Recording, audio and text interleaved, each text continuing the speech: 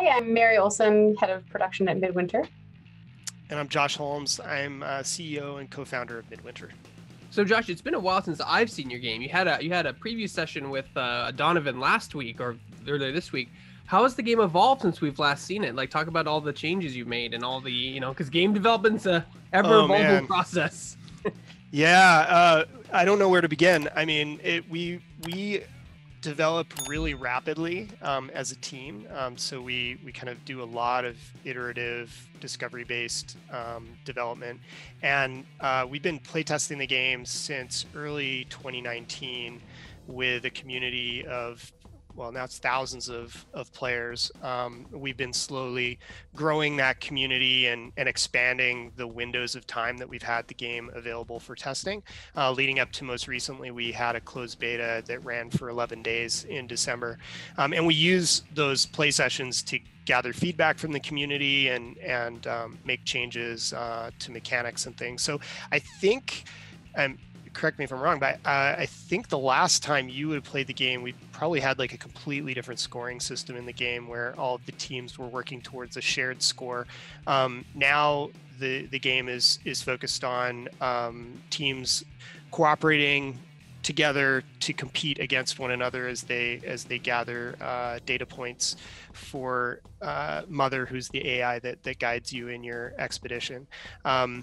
And there's been a ton of changes, like, new characters, new weapons, new abilities, new enemies, you name it.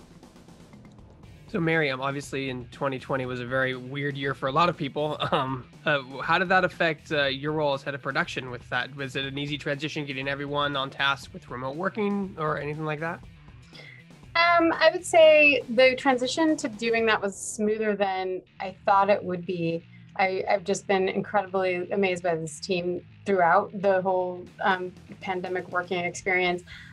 Right when we transitioned, I think it was 2 days later, we had one of our public play tests.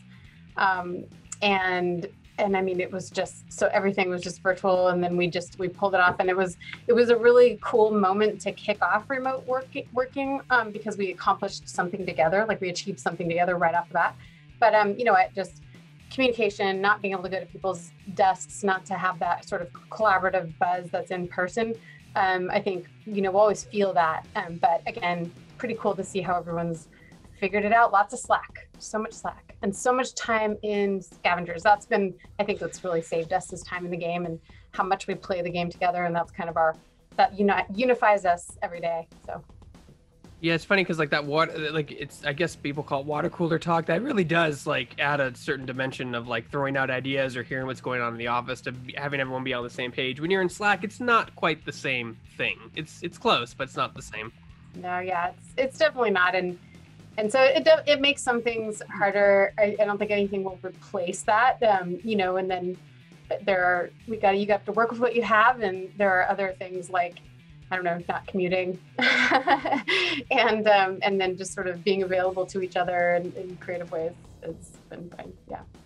So I think I was just going to say, I think the hardest thing is with those ad hoc conversations. Now they kind of have to be scheduled, even if it's just like, hey, let's do a little 15-minute chat over Zoom or over Meet. Those things need to be sent around, and you get into kind of scheduled Tetris if you have too many of those happening. So, but as Mara is saying, the times when we play the game together, which is usually at least once a day, then we're able to gather people together in the game and after the game on Discord and talk about thoughts and ideas and feedback. And then a lot of that also permeates our Slack channels. So were people pretty much able to hit their milestones and their deadlines, even with the COVID and the slight adjusting to working in home orders? Yeah, we've kept an eye out. We kind of flag it constantly, I think we've thought it might have a bigger impact on that kind of thing, which it hasn't so much. But or we don't know in the ways that it has, right? But I think the things that the areas where it has affected people is in the fact that every single person is affected in some way. It's more just like the team and and what everybody's experiencing right now. And that's something we've had to really keep an eye out on and watch for and be aware of and cognizant of, because, we're a really tight team, and and there's no one that's gotten away unaffected, in the last year. And so I think it's more paying attention to that than it is about sort of like, I think where we do our best is when we can come together and deliver something. So that's been less of a risk than it is just sort of like, hey, being aware of how everyone's doing. Josh, can you talk about like this world? How has the world changed since we've last seen it? Like, talk about this. It's like a frozen, hostile wasteland, essentially. Yeah, I mean, so it's a future Earth where an asteroid has shattered the moon, and the moon has rained destruction down upon the planet with its debris, and then the debris field that forms around the Earth has blotted out much of the sun and thrust the Earth into this perpetual winterized state where you have all of these really unstable weather conditions, hostile climate, very, very cold, big roaming storm funnels that pose threats to players as they're trying to survive on the surface of the planet. And so, like, one of the things that we set out to do with Scavengers is blend some light survival mechanics into a PvEvP session-based experience where each time you're dropping down onto the planet for what we call expeditions, there's a period of time within which there's stability in the climate, and you're sort of caught within the eye of a storm, and you have these big roaming storm funnels, but you can survive for some period of time, and then as that storm begins to collapse and the weather becomes more and more inhospitable, Mother sends down a dropship to bring the explorers back up to Sanctuary Station, so that they can bring back the data that they've gathered on the state of the world. They can bring back salvage items that they've found on the surface of the planet. And I think one of the big new additions to the game over the last year has been the introduction of our research system, and that pairs in with this concept of salvage. So, as you go down for these expeditions, you're competing to be the team that gathers the most data for Mother, this AI on Sanctuary, that's guiding you in these missions.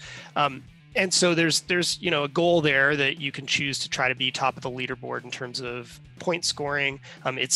It's a victory just to be able to make it off planet on the ship and get back to the station. But beyond just that data point gathering, there's also salvage items that you can find within the world, and you can get them by defeating bosses and higher level encounters. And if you can find a valuable piece of salvage, you can take that and extract with it on the dropship and break it down and use it to feed our research system. And research effectively allows you as a player to expand the options that are available to you on future missions. So you can develop new weapons, new items, new talents that can be used to alter your playstyle and give you an expanded number of strategies that are available to you as a player. So from a design standpoint, can you talk about the PvEvP? Because that's got to be difficult, because I imagine it to be something like, like I'll take a very simplistic example, like Mario 64. You're fighting Bowser, you're having a good time, but then having a wild card come in and maybe disrupt that flow can be kind of difficult. Like, how do you end up tweaking that so it's fun and not distracting or frustrating? Yeah, it's been a constant area of focus for us as a team. And so there's kind of a balance that you need to achieve there, where you want the AI and the encounters to pose enough of a challenge to be engaging to players so that they can, continue to go on mission after mission and feel like this is compelling. I like fighting these things, and I feel like I'm achieving something. But at the same time, it can't be so overpoweringly challenging that when another team happens into the situation that it completely overwhelms you, and so part of that is balancing the difficulty of the AI. Part of it is giving players tools to deal with that challenge, and then we have some systems that help identify possible threats to players. So we've implemented a radar system so that as other hostile teams happen into your area, you can detect them in advance and be prepared for them. And there are a number of different ways that you can play with that system, and we've we've really honed and refined that based on feedback from the community. So I'll give you an example. There was in an earlier version of the game, you could monitor player locations while you were in a vehicle, and vehicles, if on our map, you can build vehicles or reconstruct vehicles by spending scrap and using your keeper to build those. So that's like one of the strategic options that's available to you, and it increases your mobility. You can move around the map much more rapidly. You broadcast your location because players can see the vehicle on the map coming towards them, and they can also hear it at a distance.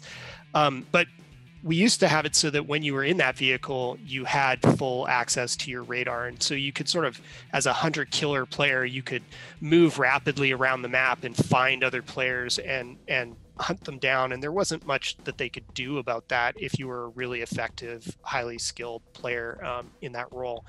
So we made a change where, when you are in the vehicle, the turbulence from that hovercraft actually disrupts your radar. And so as a team, you're giving up an amount of situational awareness. You're also broadcasting your location within that vehicle to everybody, and you're sort of making that trade-off or that compromise to gain that added mobility. And again, that's just one example amongst hundreds and hundreds of things that have been developed and refined with feedback from our player base. You talk about obviously with the PvP aspect in particular, you're always leveling up your guns and have different abilities. How do you make sure that, do you have like a matchmaking system to make sure that someone who's played for 100 hours isn't matched up with someone who's played for 10 and they have much better weapons, gear, abilities, that kind of stuff? We actually have an in-session leveling system that helps address that issue of balance. So in our game, everyone starts each expedition with nothing.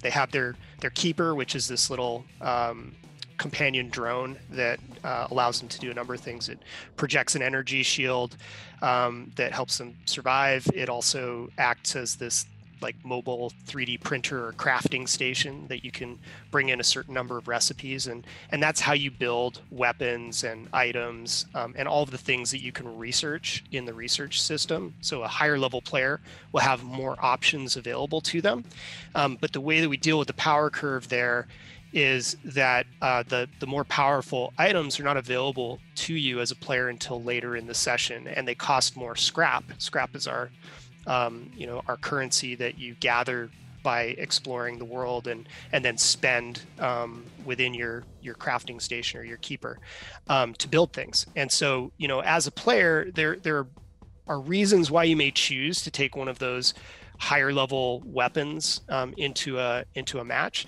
But in making that choice, you understand, well, this is going to cost me a lot of scrap to build, and I'm not going to have it available to me until much later in the match. And so I'm going to have to make do with what I can find within the world as I'm scavenging. And for other players who may not have those higher level recipes available to them earlier in their playing career, they have the ability to find powerful weapons within the world by scavenging, because scavenging is a big part of our loop within the session. Oh, the game is called Scavengers.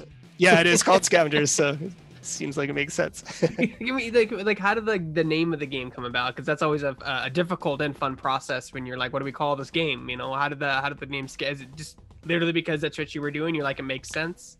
It's interesting. The name was actually something that came to us really early on when the game was still kind of in a very conceptual form, and I think at that point we were still unsure of like what scale in terms of multiplayer experience it might be. There were really early on, we were even talking about like more single player and pure co-op experiences, but the world that we were really drawn to wanting to build, the world of Scavengers, was something that formed pretty early on, and the name Scavengers just kind of stuck. It emerged. It describes everything in that world. It's the players who are going down to the surface and scavenging the remnants of a lost civilization. It's it's all of the wildlife that are scavenging to survive on the surface of the planet. It's the scourge monstrosities that have kind of come from this virus that spread from the asteroid debris, and they're scavenging to kind of I guess, infect more life, and then you have the outlanders who are scavenging to survive in this frozen wasteland. So it sort of had this nice application across everything that related to the world, and we just fell in love with it very early on.